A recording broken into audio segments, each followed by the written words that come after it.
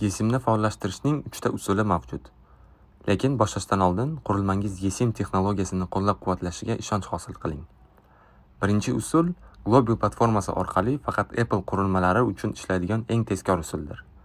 Buning uchun sizga taqdim etilgan havola orqali Globi platformasiga o'ting va QR kod ostida tez o'rnatish tugmasini bosing. Bosganingizdan so'ng qurilmangiz Yesimni avtomatik ravishda faollashtirish uchun sozlamalarga o'tadi. Ikkinchi va uchinchi usullar qurilma sozlamalari orqali amalga oshiriladi. Yesimni faollashtirish uchun sozlamalarga o'ting, uyali aloqaga o'ting va mobil tarifni qo'shish tugmasiga bosing.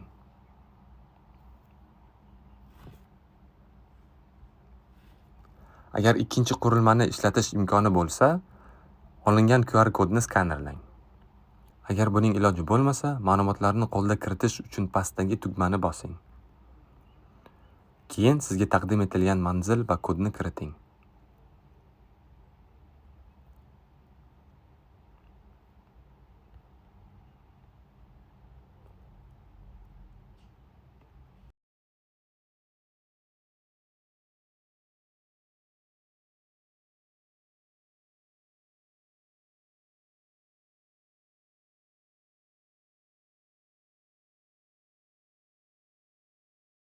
Keyingini bosing va bir necha soniya kuting.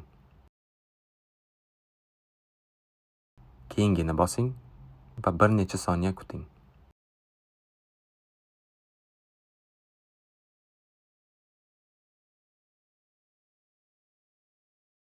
Tayyor.